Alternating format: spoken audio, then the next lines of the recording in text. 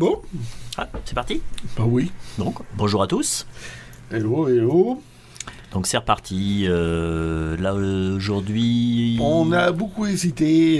vraiment beaucoup. Il y avait du choix dans les vide-greniers, mais dans des directions opposées. Oui, et on avait le choix entre un très gros vide-grenier qui était un peu loin ou trois petits qui n'étaient pas très loin. Et en fait, j'ai sorti. Est-ce que la chaîne s'appelle les chineurs en pantoufles? Donc au final, on a été loin dans un très gros vide-grenier. Oh là là. Voilà, le risque, Ouais, toujours l'aventure. ouais, bah en fait, d'après tes souvenirs, c'était en dents de scie. C'est un coup, ça valait le coup, un coup, ça valait pas le coup. Oui, Là, Là. ça peut aller. ça allait, ça Voilà. allait. C'est, à part une petite chose, c'est pas du mirobolant, mais bon, des petits trouvailles sympas. Le vide-grenier était sympa, un peu fatigant, mais c'était Ouais. bien. Il y avait des chineurs par contre. Hein. Ouais.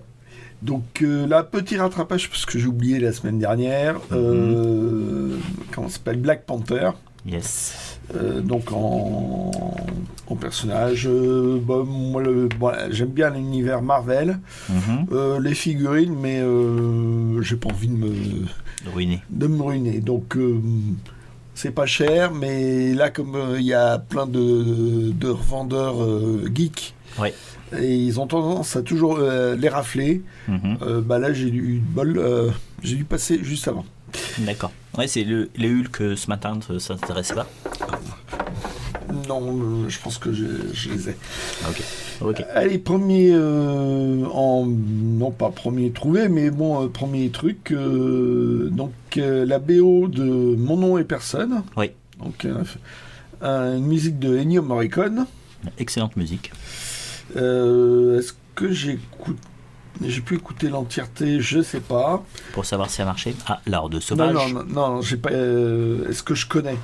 Ah, Ben, j'ai dû entendre des extraits sur compilation, mais est-ce que j'ai eu l'occasion d'écouter? d'accord. Donc voilà, donc. Oh, bah, il est en bel état. Ouais, il est en bel état.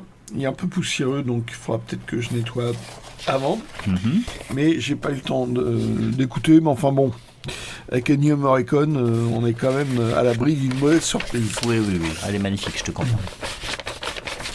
Ah, ça rentre pas. Non. Ça rentre. Bon. Ouais, en plus, la pochette est bien. Ouais, bah, la pochette, t'as ça d'un côté et ça de l'autre. Ouais, Ça, c'est sympa. marrant. Ouais.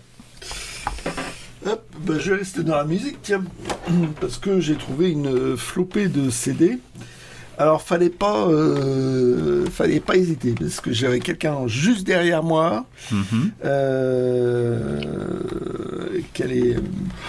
Si j'hésitais, c'était mort.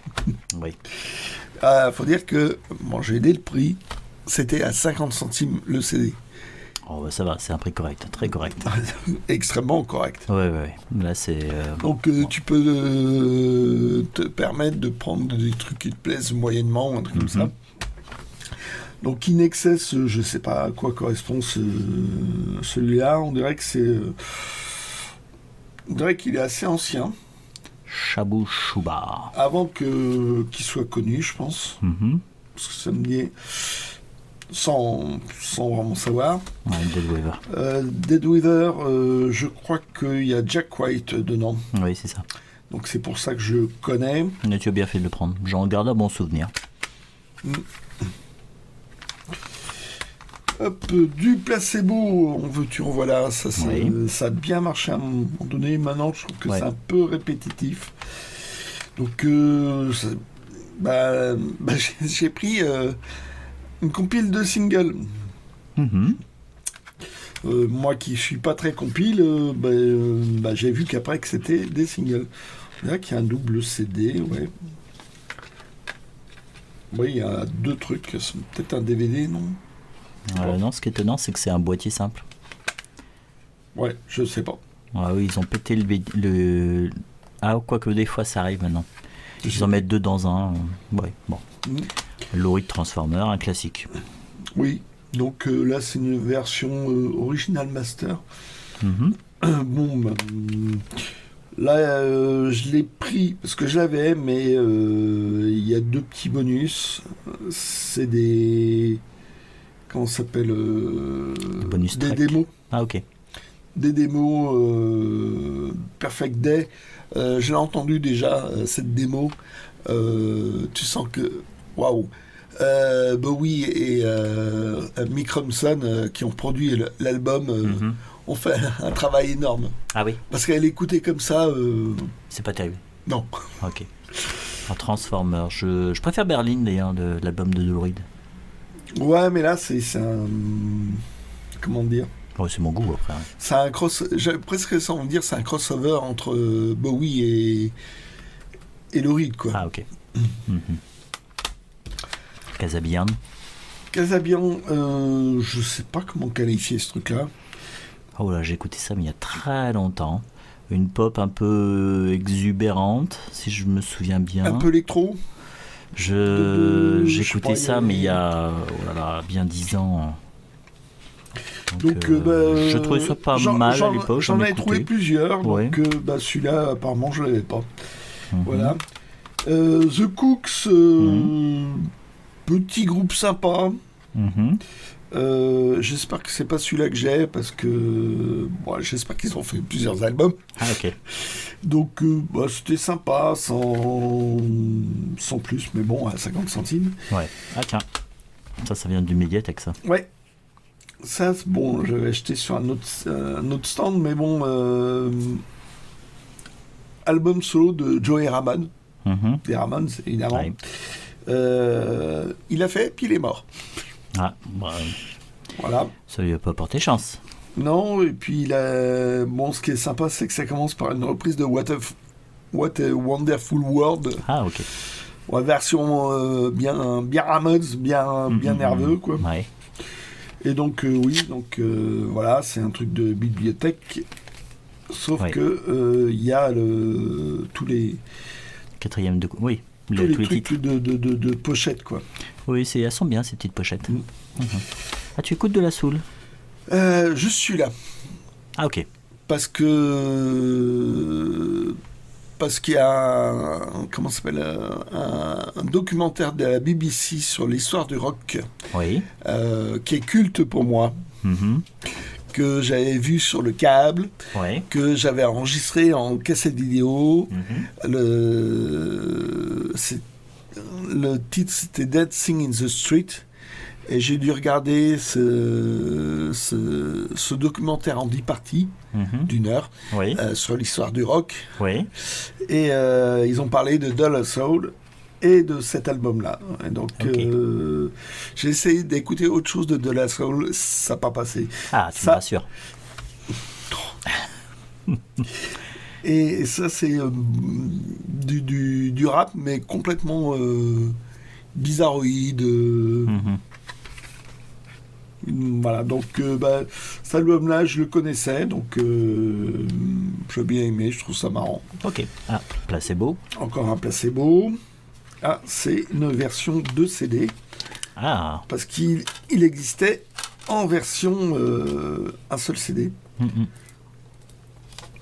le deuxième CD, ah c'est bien, j'arrive pas à le replier. Attends, je vais le faire. Bon, la version doit être pétée. Ouais, c'est possible. Oh là. Ah oui, oui, c'est pété, je te confirme. Bien. La pâquerette qui est morte. Et donc, dans la version 2 CD, tu avais un CD de reprise. Ok. Voilà. Et. Musique de film. Ça, musique de film. J'ai demandé ton avis. Tu m'as dit oui, ça valait le coup. Oui, il me semble que c'est Alexandre Desplat qui l'a fait, qui l'a réalisé. J'ai pas vu le film, comme de bien entendu. Et voilà. Hop. Oh, c'est un film, c'est pas mal, c'est un bel hommage au cinéma muet. Donc là, tout un lot de Cho. Alors j'en ai une partie. Celui-là, dommage. Il est pourri. J'espère que tu l'avais déjà. Non, Ah merde. je pense pas. Je sais pas, j'ai pas regardé. 2 euros le lot. C'était 2 euros. Oui, j'ai acheté pas cher, voilà. Et donc, ce qui était marrant, je crois qu'au départ, c'était plus ou moins un espèce de pari. Ils mettaient des gadgets avec. Et Ce qui est sympa, c'est que ça se présente comme une... ça se présente, voilà, en dépliant, on a... Bah, c'est une bonne idée. Hein. Ouais, Et donc tu disais qu'en fait il y avait plusieurs... Bah, il y a Thébault qui est dedans. il y a Thébault qui a commencé dedans. Comment ça s'appelle Malika, ça c'était pas mal. Ouais. Comment ça s'appelle Nob. le mec de... Hein Nob, c'est ça? Nob, oui. Celui qui fait Dad maintenant. Ouais, oui. Bon, j'ai aucun mérite. Qui avait fait Mamet. Le Gilbert, je me l'a dit cet après-midi. Et t'aurais pu oublier. Hein. Ouais, c'est vrai. T'as raté ton coup. Ouais, c'est vrai. Et ça aussi, c'était vachement bien. Marie Frisson, avec Supio au dessin. Oh, ça existe toujours, ça. Marie Frisson. Non, ça existe non, plus. c'est terminé, mais il a fait plein d'autres trucs Supio par la suite. Donc voilà, c'est rigolo, c'est un petit machin. Ça a permis de compléter ce que tu avais déjà? Oh, je pense. Mais j'ai pas eu le temps de regarder. Ok. Hop. Alors ça, c'est un programme anniversaire 50 ans. C'est une sorte de catalogue, donc c'est donc Futuropolis, mais après, comment ça s'appelle Étienne Robéal, qui était l'éditeur d'origine. Donc ça a été repris depuis Futuropolis. Donc j'ai envie de dire, faut pas comparer les deux. Mais bon, ça comment dire, c'est quand même ambitieux comme maison d'édition, ça restait ambitieux. Mais bon, ça a changé par rapport à l'époque d'Étienne Robéal, quoi. Et de Sestac, qui était sa compagne, je crois, à l'époque. Donc, ce genre de trucs, moi, j'aime bien les choper. Et là, c'est un petit historique. Voilà. Ok. Et voilà, Robial.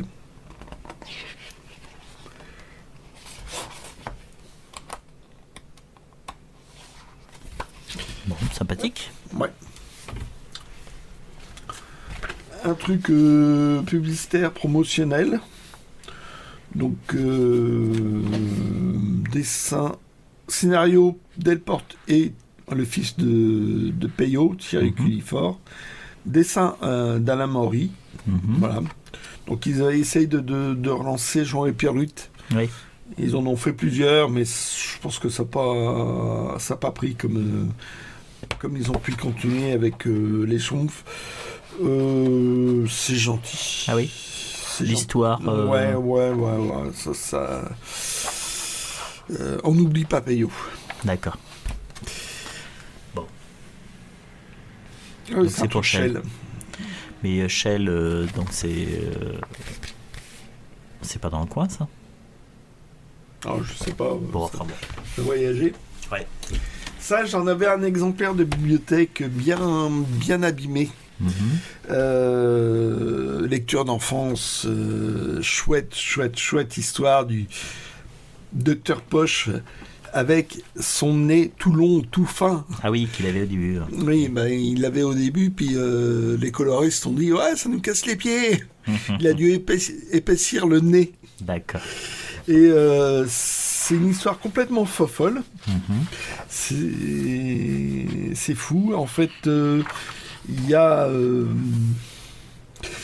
donc c'est le Docteur Poche avec son majordome qui vit dans l'horloge. Oui, normal. Tout va bien. Voilà. Et il y a un espèce de vol de mannequin. Mais comme avec un diamant qui leur donnerait vie. Ah, d'accord. Voilà, donc il y a un album de mannequins, tu sais pas pourquoi.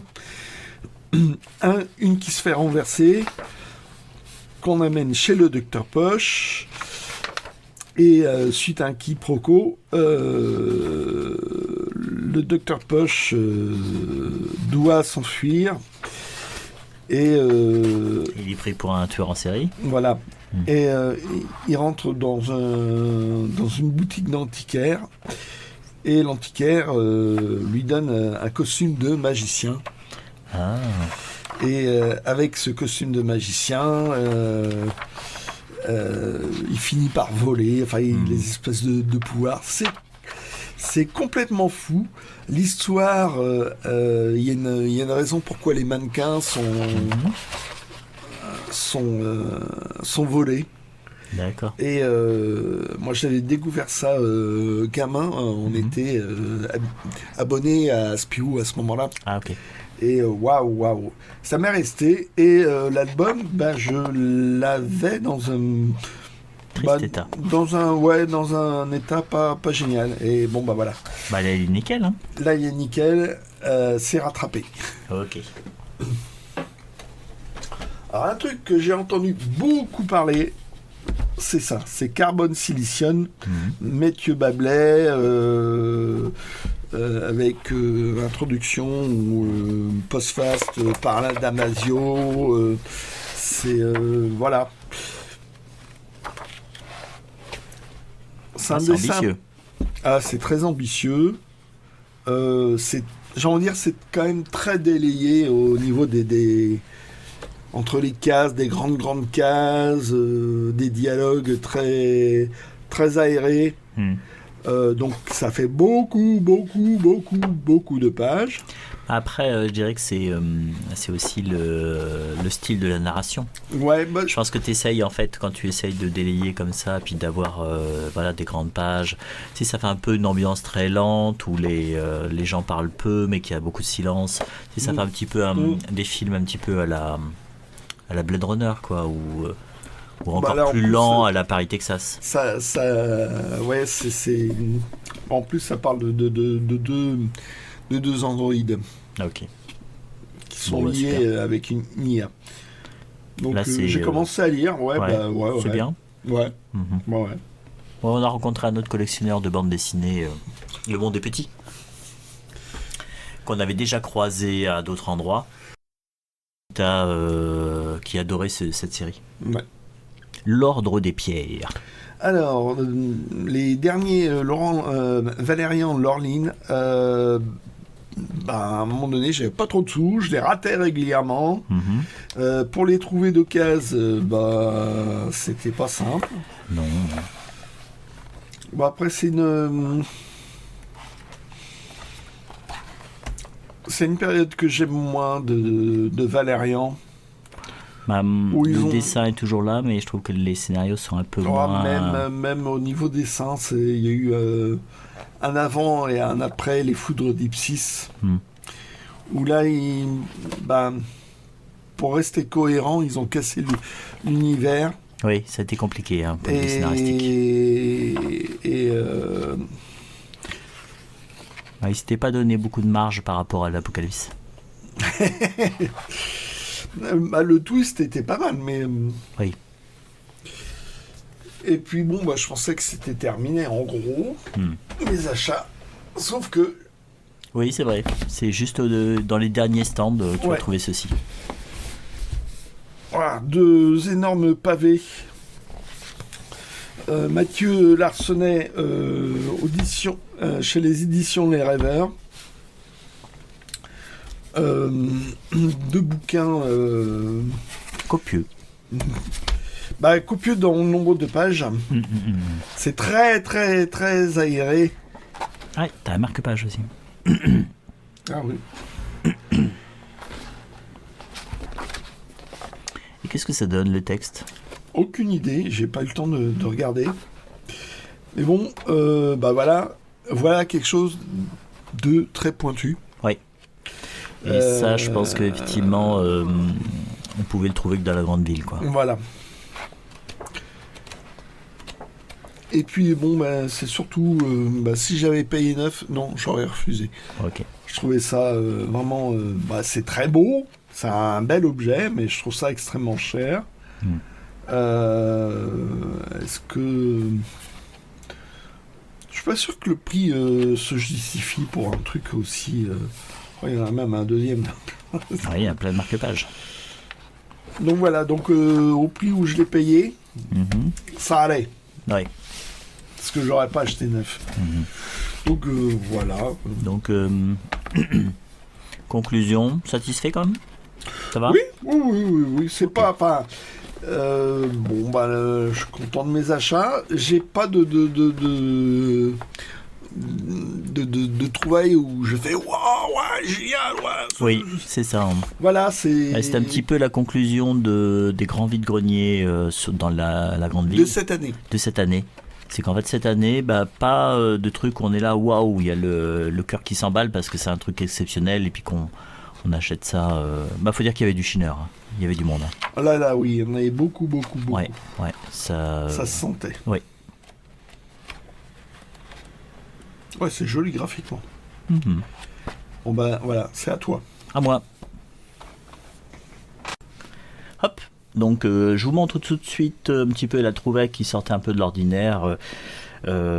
C'est simplement, vous reconnaissez Pierre Souvestre et Marcel Alain, donc les co-écrivains, je ne sais pas si ça se dit d'ailleurs, de Fantomas. Et là, donc c'est Naze en l'air. Alors donc c'est un exemplaire qui est hyper fragile. Parce que c'était pas prévu pour durer ce genre de livre. Ça coûtait 35 centimes, c'était du populaire, c'était fait pour être lu. Et puis après, jeté et tout. Donc là, il y a des manques sur la couverture. Tout est en train de partir un peu en vrille. Ça date de début du siècle, début du 20e siècle. Avec la couverture, j'arrive pas trop à lire qui l'a faite, qui l'a dessinée, je ne sais pas. Naze en l'air, je pense que ça fait partie du cycle de Fantomas. Donc je suis assez content de l'avoir trouvé. Voilà. Quoique pas certain. Pas certain que ça soit Fantomas. Je n'ai pas pris le temps de vérifier. Vous vérifierez. Il faut bien que vous travailliez. Faut bien que vous fassiez quelque chose. Le papier, il a joli. Disons que trouver autre chose que Fantomas par ces auteurs-là, ça, c'est vachement difficile, ça. Oui, et puis même les Fantomas, maintenant, ils ont été ramassés. Parce qu'à quand même, à une époque, c'était quand même très, très couru. Donc voilà. Il est hyper fragile. Alors, premiers achats, parce qu'en général, je fais dans l'ordre. C'était 2 bandes dessinées. Les prix étaient corrects. Alors, ça, bien sûr, le Valérian, je l'avais vu en médiathèque et j'ai trouvé ça super. C'est une très belle. Ils reprennent les personnages, c'est un peu déjanté. Je vais ouvrir, vous allez voir le dessin. Et l'histoire est super. Mais vraiment, l'histoire, c'est. C'est deux bons auteurs. Oui. Le dessinateur, je sais plus ce qu'il a fait, mais il avait fait des trucs qui tenaient bien la route.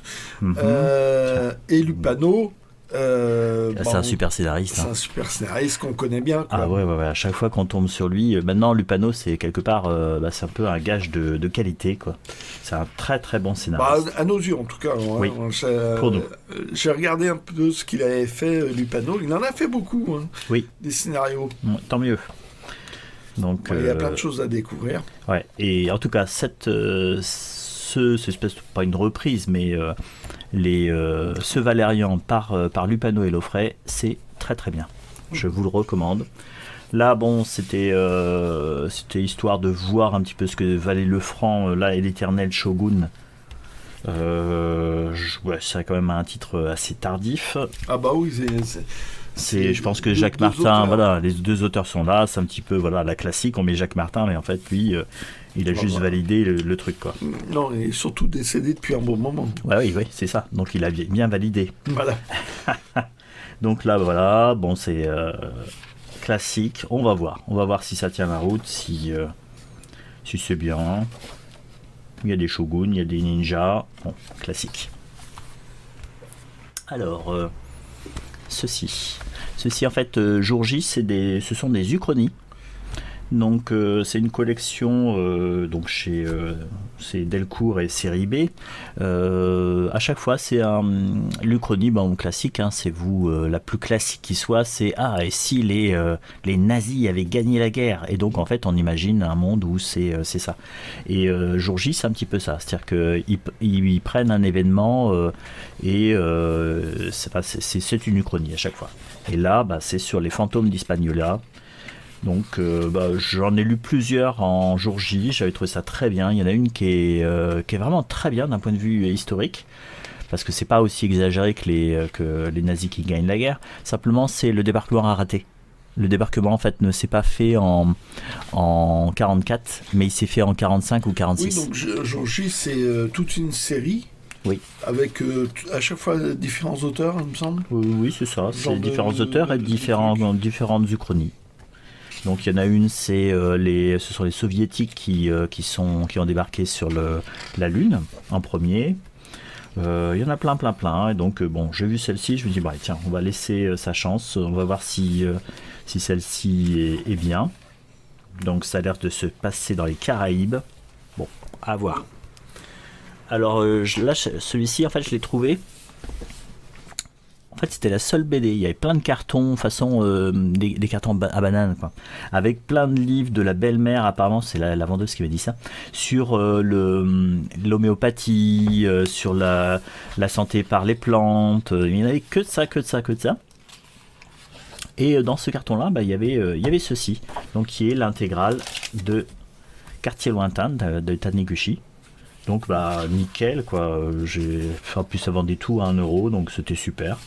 1€, ça? Oui, j'ai payé ça 1€. Ouais. Oh la vache. Ouais. Donc là c'est super. Je connais en fait Quartier lointain par rapport au film. Ça a été adapté en film il y a une bonne dizaine d'années. Et j'avais vraiment trouvé le film très très bien. C'était adapté en fait, ça se passait en France, dans le sud de la France. Et d'ailleurs, Taniguchi faisait une petite apparition dans le train. On le voit, il a un petit, on appelle ça un caméo, hein, caméo de 2-3 secondes. D'accord. Et le film était intriguant. Et donc là, voilà, j'ai vu ça, je me dis allez, tiens, c'est l'occasion. Je l'achète et je vais le lire. Ah tiens. Je pense pas que ça soit d'origine, ça. Non. On dirait peut-être du... Ouais. On dirait de la craie. C'est de la craie, ouais. Donc ça va pouvoir s'enlever. Oh là. Ah, ça c'est le truc a été confié au gamin. Ouais. Voilà, ça a l'air d'être sur 3 pages, ouais. Bon, ça a l'air d'aller. Bon. C'est juste sur 3 cases. Donc ça va, à la craie, ça va s'enlever facilement. Bon, en tout cas, super. Hop, ceci. Alors, les éditions Ouest France ont édité toute une série alors c'est soit des tall stories, soit des plaques émaillées, soit des publicités sur carton. En fait, c'est un petit peu tout ce qui était publicitaire dans différents formats. Ah tiens, c'est alors de couleurs quand c'est son nom. C'était un cadeau, hein. C'était un cadeau qui n'a pas plu apparemment. Ça te regarde pas? Moi je lis la correspondance des gens. Voilà. Donc et ce qui est sympa, c'est bien fait. L'iconographie est très riche. Et puis moi j'aime bien les tôles, mais j'en ai 2-3, mais c'est tout quoi. Je suis pas un collectionneur de tôles ou de plaques émaillées. J'en avais acheté 2-3 comme ça, mais honnêtement en avoir 200 chez moi, non, ça m'intéresse pas du tout. Parce que c'est encombrant et qu'en fait je trouve que ça finit par être envahissant, ou alors vous êtes obligé de les mettre dans des cartons et en fait vous les voyez pas, donc c'est un petit peu c'est le problème, mais voilà, ça montre toute l'iconographie, plaisir des yeux. Ouais, c'est pour le plaisir des yeux, et en fait c'est incroyable tout ce qui a existé. Alors des fois comme ça permet on en voit en vrai bien rouillé, mais et toujours à des prix certains. Oui, ça pique, hein. Ça peut piquer, hein. Les Banania, il y en avait une ou deux comme ça chez moi, enfin chez ma mère. Cacao Meunier. Chocolat Meunier. Ah oui, chocolat, faut l'avoir. Mais ça peut grimper, hein. Les plaques émaillées, il y a vraiment des collectionneurs qui sont prêts à mettre les dollars sur la table, hein. Ah, ça j'en ai vu une il y a pas très très longtemps, ça. Manufacture des biscuits Pernod. C'est en général de très très chouettes dessins, donc. C'est ça. Hein. Voilà. Donc c'est une collection qui est assez sympathique. Celui-ci, je l'avais pas, donc nickel. Hop. Et le dernier achat, on arrive déjà au dernier achat. Donc comme vous voyez, on ne s'est pas chargé. Voilà, c'est les excentriques du cinéma français. Alors c'est plutôt le cinéma français, on va dire, première moitié du XXe siècle. Donc ça va. et on voit plein de excentriques. Je pense qu'en fait, il y a eu une période du cinéma français où les films étaient vraiment déjantés et il y avait beaucoup de second rôles qui étaient des très bons acteurs et qui en fait avaient des gueules. Et c'était pas lissé, quoi. Donc, puis les dialogues étaient chouettes. Non, il y avait. Si vous connaissez pas trop le cinéma français, il y a des petites perles à découvrir. Dans Noël Roquevert, il est excellent, quoi.